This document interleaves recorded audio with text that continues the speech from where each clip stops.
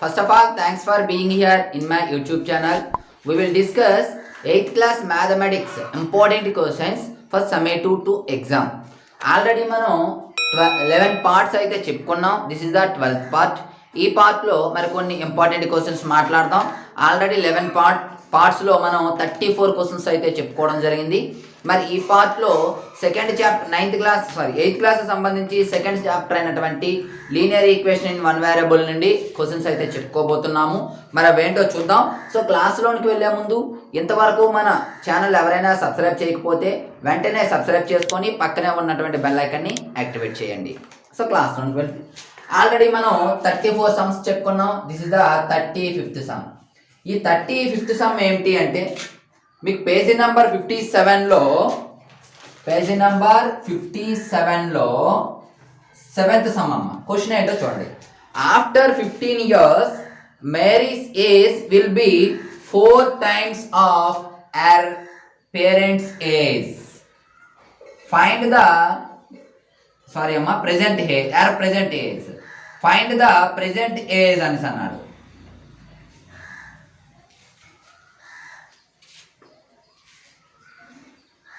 Okay, present age చూడండి. Question ఏంటంటే after 15 years Mary's age will be 4 times of her present age అన్నాడు.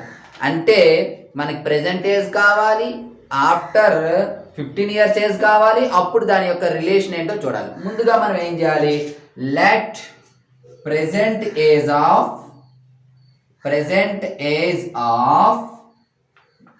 ఎవరు? Marry is equal x years అనుకోవాలి. ఇప్పుడు ఏమవుతుంది? After 15 years age of marry ఎంత అవుద్దమ్మా? Present x years అయితే after 15 years ఎంత అవుతుంది? 15 యాడ్ చేయడమే. ఇప్పుడు నా వయసు 29 years అని అనుకోండి. ఆఫ్టర్ 15 years ఎంత అవుతుంది? 29 + 15. ఓకే, అదేవిధంగా ఇక్కడ x + 15 years. ఓకే, అయిపోయింది. ఇప్పుడు కండిషన్ ఏంటో చూడండి. Mary's age will be 4 times of her present age అన్నాడు. ఎప్పుడు చూడమ్మా?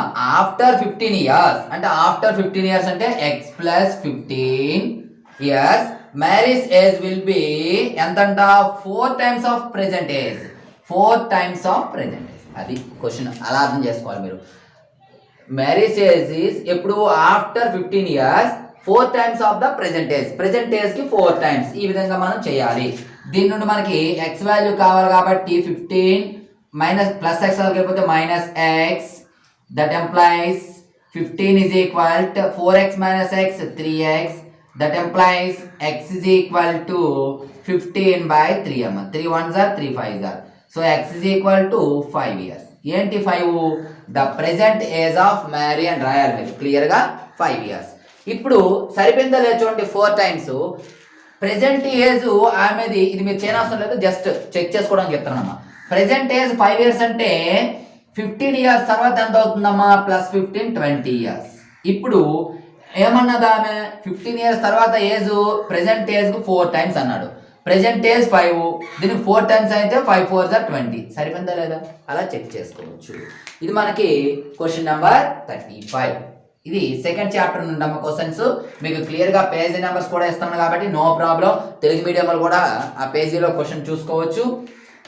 ఇంకా చాలా ఇంపార్టెంట్ క్వశ్చన్ 36th క్వశ్చన్ మీకు ఏంటి అంటే పేజీ నెంబర్ 57లో 9th క్వశ్చన్ అమ్మ.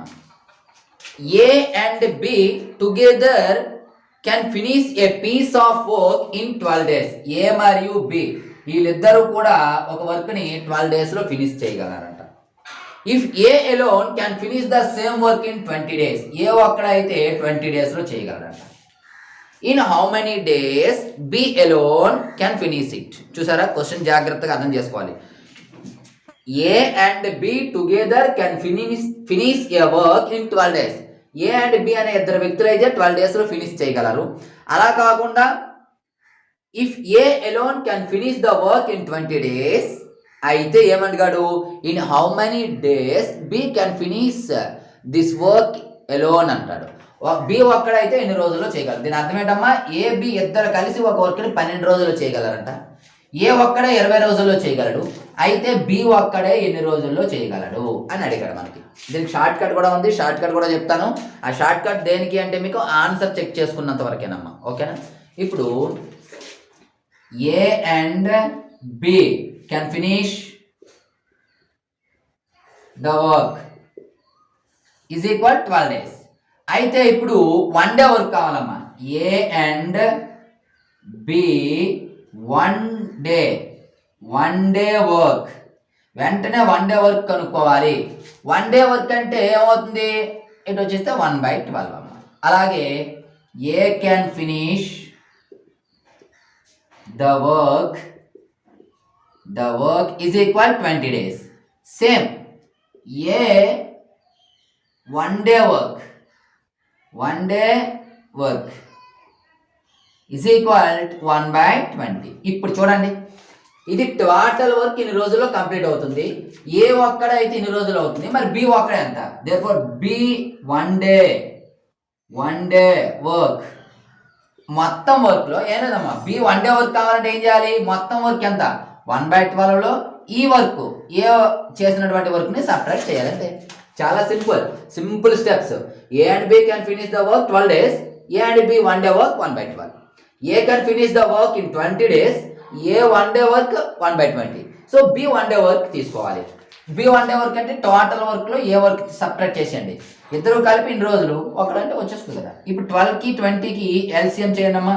12కి 20కి ఎల్సిఎం అంత 4 3 60 60 వస్తుందమ్మా. చూడండి, ఎవరికైనా రాకపోతే చేస్తాను. 12 20 ఎల్సిఎం ఫస్ట్ 2తో 2 6 ఆర్ 2 10 ఆర్, తర్వాత 2తో 2 3 or 2 5 or 2 2 or 4 4 3 or 12 12 5 or 60 అమ్మ, ఓకేనా. ఇప్పుడు ఏం చేయాలి, 12తో 60ని డివిజన్ చేయాలి ఫస్ట్. సో 12తో 60ని డివిజన్ చేస్తే 12 5 ఆర్ 5 టైమ్స్ కాబట్టి 5 × 1 5. దీంతో దీన్ని డివిజన్ చేసి వచ్చినటువంటి రిజల్ట్ని పై దాంతో మల్టిప్లై చేయాలి. 12 60 12 5 ఆర్ 60. రిజల్ట్ అంటే కోషియంట్ అమ్మా, గుర్తుపెట్టుకోండి. రిజల్ట్ డివిజన్లో ఎప్పుడైనా రిజల్ట్ అంటే కోషియంట్, రిమైండర్ కాదు. కోషియంట్ 5 వచ్చింది కాబట్టి ఈ 5తో పై దాన్ని మల్టిప్లై చేయాలి. 5 1s ఆర్ 5 మైనస్ సేమ్ 20తో 60 డివిజన్ చేయండి. 20 3s ఆర్ 60. సో 3 వచ్చింది quotient. 3 × 1 3, that is equal to 5 - 3 will be 2/60. 2 1s are 2 3s are అంటే 30s are 2 1s are 2 3s are అమ్మ 0 వేసాను 1/30. ఇదేంటి, బి యొక్క 1 day వర్క్. చూడండి ఇక్కడ ఏ యొక్క 1 day వర్క్ 20 days అంటే A can finish work 20 days. Same B 1 day work 30 days అంటే B can finish the work in 30 days. Therefore B can finish the work alone is equal 30 days. అంతే, 1 day work 1/30. Complete work అంటే 30 days. ఇది question, ఇది కూడా important అమ్మా. ఇటువంటి model మీకు text బుక్లో ఉంటాయి, ఒకసారి చూడండి, చూసి చేయండి. ఎక్కడ ఉంటే అక్కడ ఈ మోడల్లో ఉంటాయి ఖచ్చితంగా. Next question number 37. Question number 37 మీకు పేజ్ నెంబర్ 57లో 10th క్వశ్చన్ అమ్మా. ఏంటి క్వశ్చన్ అంటే, if A train runs at 40 km/h, it reaches its destination late by 11 minutes. 11 minutes late. But if it runs at 50 km/h, it's late by 5 minutes. మరలా 5 minutes late. Okay, 5 minutes late. రెండు కూడా లేటే. అయితే ఏం అడిగాడు, find the distance to be cover by the train. Find the distance to be cover by the train అన్నాడమ్మా. Question మనకి ఏంటి అంటే, ఒక ట్రైన్ అనేది 40 km/h స్పీడ్లో వెళ్తే అది చేరుకోవాల్సినటువంటి ప్లేస్కి 11 minutes లేట్ అయిపోతుందట. అలా కాకుండా 50 km/hలో వెళ్ళింది అనుకోండి, అప్పుడు కూడా లేటే 5 minutes. 40 స్పీడ్లో వెళ్తే 11 minutes లేట్ అవుతుంది, 50 స్పీడ్లో వెళ్తే 5 minutes లేట్ అవుతుంది. అయితే టోటల్గా డిస్టెన్స్ ఎంత అడిగాడు. ఇటువంటి క్వశ్చన్ చాలా ఈజీ చేయొచ్చమ్మా. ముందుగా సొల్యూషన్ చూడండి. ఫస్ట్ మనకి ఏం కావాలో అది ఎక్స్ అనుకుందాం. Distance, let the distance distance is equal X kilometre అనుకోండి. ఇప్పుడు 2 కేసెస్ ఉన్నాయి ఇక్కడ, ఒకటి 40 రెండు 50. ఆ 2 కేసెస్ చేద్దాం, జాగ్రత్తగా వినండి.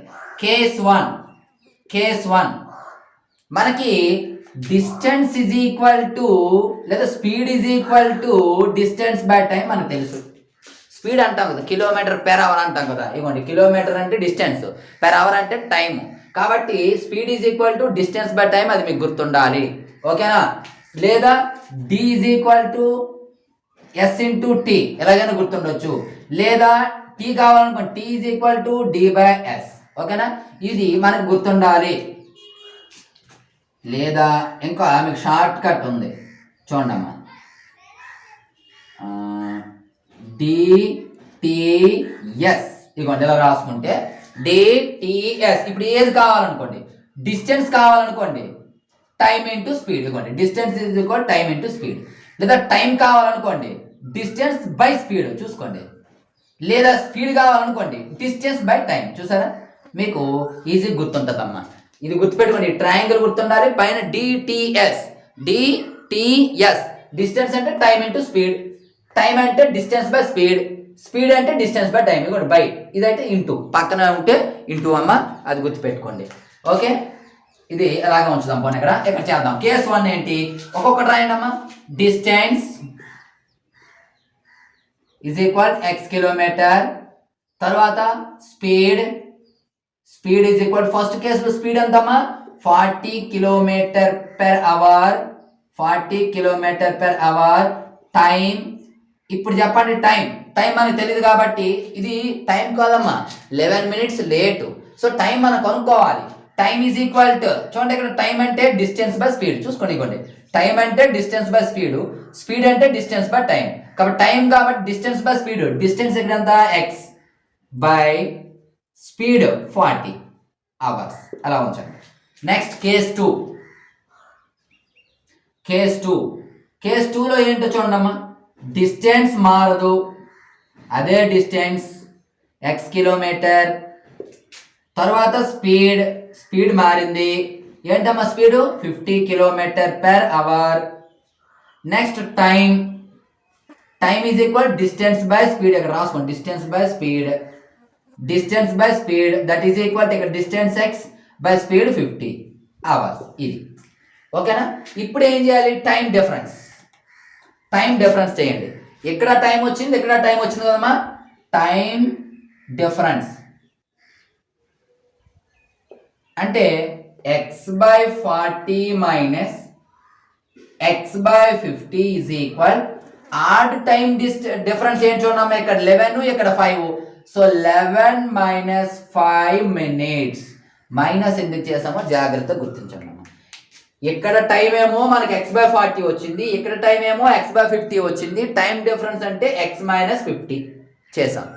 మరి ఇక్కడ టైం డిఫరెన్స్ అంటే 11 మైనస్ 5, 11 మినిట్స్ లేటు. ఇక్కడ చూసుకోండి అమ్మా, 2 లేట్ అయినా మైనస్ చేయాలి, 2 ముందైనా సరే, ఎర్లీ అయినా సరే, 2 ఎర్లీ అయినా మైనస్ చేయాలి. 1 లేటు 1 ఎర్లీ అయితే ప్లస్ చేయాలి, గుర్తుపెట్టుకోండి. సో ఇది చూడండి ఇక్కడ, that is equal X by 40 minus X by 50 is equal 11 minus 5 అంటే 6 మినిట్స్ అమ్మేది. అప్పుడు అవర్స్లోకి మారిస్తే బై 60 అవర్స్. అర్థమైందా? అది మినిట్స్. అవర్స్లోకి మార్చాలి అంటే బై 60 చేయాలి. ఎందుకు? 1 అవర్ ఈజ్ ఈక్వల్ 60 మినిట్స్ కాబట్టి. దట్ ఎంప్లాయిస్ 40కి 50కి ఎల్సిఎం ఎంతమ్మా, 200. చూడండి, 40 50 ఎల్సిఎం 2తో 220 జార్ 225 జార్. నెక్స్ట్ 5తో 5 4 జార్ 5 5 జార్.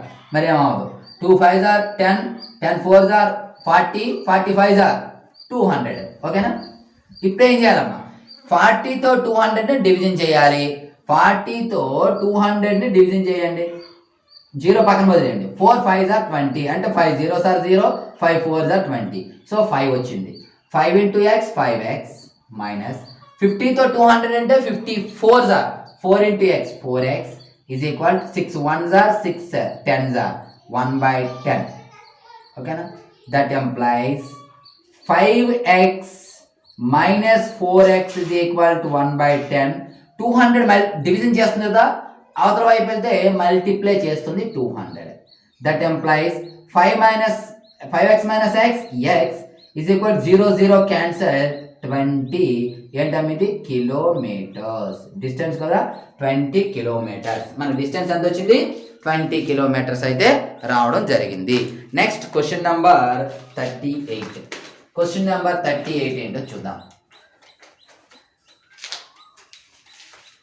క్వశ్చన్ నెంబర్ 38 వచ్చి మనకి పేజీ నెంబర్ 50లో 38 పేజీ నెంబర్ 50లో ఎగ్జాంపుల్ 18 అమ్మ. ఎగ్జాంపుల్ 18 క్వశ్చన్ ఏమిటి అంటే solve x minus 4 by 7 x plus 4 by 5 is equal x plus 3 by 7. దీన్ని సాల్వ్ చేయాలి. మనం ఎలా సాల్వ్ చేస్తామో చూడండి. Very simple. సాల్వ్ చేయడము అంటే ఎక్స్ వాల్యూ ఫైండ్ అవుట్ చేయడం అన్న. సాల్వ్ చేయడం అన్నా ఎక్స్ వాల్యూ ఫైండ్ అవుట్ చేయడం అన్నా ఒకటే. ఎలా సాల్వ్ చేస్తామో చూడండి. ముందుగా ఇక్కడ ఉన్నట్టుకి ఎల్సిఎం చేయండి. ఎల్సిఎం చేసాం అనుకోండి ఈ పోతాయి. జాగ్రత్తగా వినండి. ఎల్సిఎం చేయండి. ముందుగా దీనికి ఎల్సిఎం చేయాలి. 7కి 5కి ఎల్సిఎం 35. ఎందుకు 5కి 7కి ఈ రెండు కూడా ప్రైమ్ నెంబర్స్. ప్రైమ్ నెంబర్స్ యొక్క ఎల్సిఎం ఏంటి అంటే ఆ రెండింటిని మల్టిప్లై చేయడమే. 5 7s are 35. 7 5s are 35. 5 into x minus 4 minus minus చూడమ్మా. 7తో 35 డివిజన్ చేయాలి. 7తో 35 డివిజన్ చేస్తే 7 5s are 35 అంటే 5 వచ్చింది. ఆ 5తో 5 అని మల్టిప్లై చేయాలి. 5 into x minus 4 బ్రాకెట్ కంపల్సరీగా పెట్టాలి. 5 into x minus 4 పెడితే తప్పు. ఎందుకు ఈ 5 అనేది ఒక xని మల్టిప్లై చేస్తుంది. దీని అర్థం ఇలా ఉంటే రెండింటిని మల్టిప్లై చేస్తుంది. ఈ ఇంటూ మనం పెట్టకపోయినా పర్వాలేదు. బ్రాకెట్ అంటే ఇంటూ అని దాని అర్థం. సేమ్ యాజ్ 5తో 35 మల్టిప్లై చేస్తే 5 7s are 35. So 7 into x plus 4 same ఇలా is equal x plus 3 by 7. That employees మీరు డైరెక్ట్ క్యాన్సిల్ చేయొచ్చు అన్నమాట. 7 1s are 7 5s are. ఎందుకు డినామినేటర్లో ఉంది కాబట్టి. లేదా ఇలాగే ఉంచండి. మీకు అర్థం కాకపోతే ఇంకోలా చెప్తాను. మల్టిప్లై చేయండి. 5 into x 5x చూడమ్మా. మైనస్ ఇక్కడ ఉంది plus. Plus into minus minus 5 4s are 20. Minus into plus minus 7x 7 into x 7x. Minus into plus minus 7 4s are 28. Okay that is equal x plus 3 by 7. 35 division చేస్తుంది. దానికి వెళ్తే multiply చేస్తుంది. యాక్చువల్గా దీనికి bracket ఓకేనమ్మా. Division చేస్తుంది దానికి వెళ్తే మల్టిప్లై చేస్తుంది. 7తో క్యాన్సిల్ చేయండి. 7 1s are 7 5s are. That implies 5x minus 7x ఎంతమ్మా మైనస్ 2x. మైనస్ 20 మైనస్ 28 ఎంతమ్మా మైనస్ 48. చూడండి ఇక్కడ చాలా మంది కన్ఫ్యూజ్ పడతారు. మీకు కన్ఫ్యూజ్ అవసరం లేదమ్మా. ఎక్సెల్ పక్కన పెట్టండి అందాక. ఇక్కడ 5 ఇక్కడ 7 అనుకోండి. ప్లస్ 5 అంటే మన దగ్గర 7 రూపీస్ ఉంది. మైనస్ 7 అంటే 7 రూపీస్ పక్కోడి దగ్గర అప్పు ఉంది. ఓకేనా. పక్కోడి దగ్గర మైనస్ 7 మీన్స్ 7 రూపీస్ పక్కోడి దగ్గర అప్పు ఉంది. మనకే మీరు పాకెట్ మనీ 5 రూపీస్ ఇచ్చారు. 5 రూపీస్ పాకెట్ మనీ ఇచ్చారంటే దాని అర్థం ఏంటి మన పాకెట్లో ఉంది. ఇప్పుడు పక్కోడి దగ్గర అప్పు తీర్చాలి కదా. మరి అప్పు తీర్చేస్తే కంప్లీట్గా అప్పు తీరిపోతుందా? తీరదు. ఎందుకు ఆ దగ్గర 7 రూపీస్ అప్పు ఉంది. మన దగ్గర 5 రూపీస్ ఉంది. ఆ 5 రూపీస్ అప్పు తీరిస్తే ఇంకా 2 రూపీస్ అప్పు ఉండిపోతుంది. అప్పు అనగానే మైనస్, మన దగ్గర ఉంది అనగానే ప్లస్. అదొక్కటి గుర్తుపెట్టుకోండి. సో అప్పు ఇంకా 2 రూపాయలు అప్పు ఉండిపోతుందా మన దగ్గర అప్పు కాబట్టి మైనస్ ఇవ్వండి. మైనస్ 2 ఎక్స్కి ఎక్స్ వేస్తాం. సేమ్ ఇది అంతే. ఎడం వైపు వాడి దగ్గర 20 రూపీస్ అప్పు ఉంది. కుడి వైపు వాడి దగ్గర 28 రూపీస్ అప్పు ఉంది. అంటే ఇద్దరి దగ్గర అప్పే ఉంది మనకి. మన దగ్గర ఒక్క రూపాయి కూడా లేదు. రేపు వీళ్ళు అప్పు తీర్చిద్దాము అనుకున్నాం. సో ఎంత అప్పు ఉందో కౌంట్ చేసుకున్నాం. వీడి దగ్గర 20, వీడి దగ్గర 28. 20 + 28 48 రూపీస్ అప్పు ఉంది. వీడి దగ్గర 20 రూపీస్, వీడి దగ్గర 28 రూపీస్. మొత్తం ఎంతమ్మా 48 రూపీస్ అప్పు ఉంది. 48 రూపీస్ అప్పు కాబట్టి మైనస్. సరిపోయింది. అదే అప్పు కాకపోతే ప్లస్ అవుతుంది 40. Okay that is equal 5 into x 5x plus into plus plus 5 3s are 15. X అన్న ఒకవైపు కాన్స్టెంట్స్ అన్న ఒకవైపు తీసుకెళ్ళిపోండమ్మా. మైనస్ 2x ప్లస్ 5x వరకు వస్తే మైనస్ 5x 15 అవతల వైపు ఉంది. మైనస్ 48 వరకు అయితే ప్లస్ 48. మైనస్ 2 మైనస్ 5 సేమే. ఎడం వైపు పడతారు 2 రూపీస్ అప్పు, రైట్ సైడ్ పడతారు 5 రూపీస్ అప్పు. ఓకేనా. 2 + 5 7 రూపీస్ అప్పు కాబట్టి minus 7x is equal to ఇక్కడ మనకేమో ప్యాంట్ పాకెట్లో రైట్ సైడ్ పాకెట్లో 15 రూపీస్ ఉంది, లెఫ్ట్ సైడ్ పాకెట్లో 48 రూపీస్ ఉంది మనకి డబ్బులు. ఓకేనా? టోటల్గా ఎంత ఉన్నట్టు మన దగ్గర 63 రూపీస్ ఉన్నట్టు, అంతే కదా? 63 రూపీస్ ఉన్నట్టు. ఒక పాకెట్లో 7 రూపీస్ 15 రూపీస్ ఉంది, మరో పాకెట్లో 48 రూపీస్ ఉంది. టోటల్ ఎంత అవుద్దమ్మా? 63 rupees. That employees X is equal 63. ఈ -7 అనేది అమ్మా ఇక్కడ మైనస్ అవతలకి వెళ్తే ప్లస్ అవడం కాదు, గుర్తుపెట్టుకోండి. -7x అంటే దీని అర్థం -7 ఇంటూ ఎక్స్ అని అర్థం. అంటే -7 అనేది మల్టిప్లై చేస్తుంది, అదికైతే డివిజన్ చేస్తుంది. -7 7 1s are 7 9s are. So x is equal to minus క్రింద ఉన్న పైన ఉన్న ఒకటే, x ఈజ్ ఈక్వల్ టు -9. ఇది దీని యొక్క సొల్యూషన్. ఇలా చేయాలమ్మా. సో డియర్ స్టూడెంట్స్, ఇది ఈరోజు క్లాస్ బాగా అర్థమైంది అనుకుంటున్నాను. అర్థమైతే లైక్ చేయండి. ఇంతవరకు మన ఛానల్ ఎవరైనా సబ్స్క్రైబ్ చేయకపోతే వెంటనే సబ్స్క్రైబ్ చేయండి. అదేవిధంగా ఇవి చాలా ఇంపార్టెంట్ క్వశ్చన్స్ నేను చెప్తున్నాను. ఈ క్వశ్చన్స్ అన్ని మీరు క్లియర్గా ఎక్కువ మంది చూసినట్లయితే నేను ఎక్కువ పార్ట్స్ అయితే చెప్పడానికి అవకాశం ఉంటుంది. కాబట్టి ఎక్కువ మంది చూడండి. చూసిన తర్వాత ఈ వీడియోస్ని మీ స్టేటస్లో పెట్టండి, మీ వద్ద ఉన్న గ్రూప్స్లో కూడా షేర్ చేయండి. అలా చేయడం వలన ఎక్కువ మందికి అయితే రీచ్ అవుతుంది, ఎక్కువ మంది చూస్తారు. అప్పుడు మనం కూడా ఎక్కువ క్వశ్చన్స్ అయితే చెప్పడానికి వీలవుతుంది. So thank you friends. Next మరికొన్ని ఇంపార్టెంట్ క్వశ్చన్తో నెక్స్ట్ వీడియోలో కలుసుకుందాం. అంతవరకు బాయ్.